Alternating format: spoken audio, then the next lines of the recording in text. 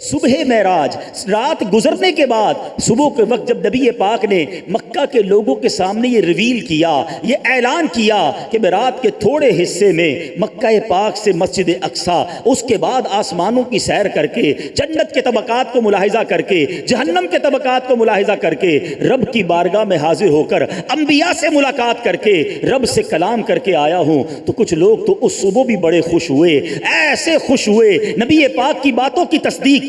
اس دن بھی کچھ لوگ پریشان ہوئے، پریشان کرنے کی بھی کوشش کی گئی۔ گئے تھے نا کچھ لوگ حضرت ابو بکر صدیق کی بارگاہ میں، اے ابو بکر جس نبی کا کلمہ پڑھتے ہو جانتے ہو وہ کیا کہتے ہیں؟ حضرت ابو بکر صدیق رضی اللہ عنہ کہتے ہیں بتاؤ کیا کہتے ہیں؟ کہا وہ کہتے ہیں کہ رات کے تھوڑے حصے میں مکے سے بیت المقدس بھی ہو آئے، آسمانوں کی سیر بھی کر کے آئے۔ یاد رہے یہ سوال کیوں اٹھایا گیا تھا؟ بیت المقدس مکہ مکرمہ سے 1 مہینے کا راستہ تھا، گھوڑے پر، اونٹ پر لوگ جا سفر کرتے تھے نا، 1 مہینہ جانے کا، 1 مہینہ آنے کا، 2 مہینے تو آنے جانے کا سفر تھا۔ یہ کیسے ممکن ہے کہ رات کے تھوڑے حصے میں کوئی ہو کر آ جائے؟ ایمان دل میں نہیں تھا تو بات عقل کی مانتے تھے، لاجکس تلاش کرتے تھے۔ حضرت ابو بکر صدیق کے پاس گئے، اے ابو بکر بتاؤ ایسا کہتے ہیں۔ سیدی ابو بکر صدیق نے کہا کیا واقعی میرے نبی ایسا کہتے ہیں؟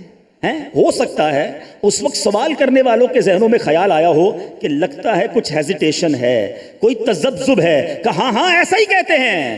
اللہ اکبر، صدیق اکبر کا عقیدہ اور ایمان دیکھو، کہتے میرے آقا کہتے ہیں تو سچ کہتے ہیں، آقا نے فرمایا ہے تو سچ فرمایا ہے۔ کتابوں میں لکھا اس دن سے حضرت ابو بکر کا لقب صدیق پڑ گیا۔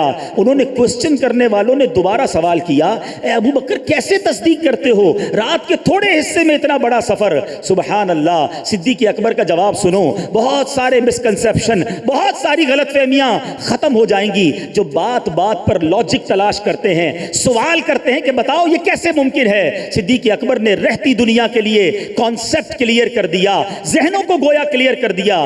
فرماتے دیکھو بات یہ ہے، خلاصہ جو ان کی بات کا تھا کہ ہمارے آقا تو ہمیں صبح شام آسمانی خبریں دیتے ہیں۔ آقا بتاتے جبریل امین آئے، قرآن کی آیتیں نازل ہوئیں، نبی پاک فرماتے اللہ ایک ہے، ہم نے نہ جنت دیکھی ہے، نہ دوزخ دیکھی ہے، نہ رب کو دیکھا ہے، نہ جبریل کو قرآن لاتے ہوئے دیکھا ہے۔ ارے جب ساری خبروں پر ایمان لاتے ہیں تو پھر کیوں نہ کہیں کہ اگر آقا نے فرمایا ہے کہ رات یہ سفر ہوا ہے تو حق ہوا ہے۔ سبحان اللہ۔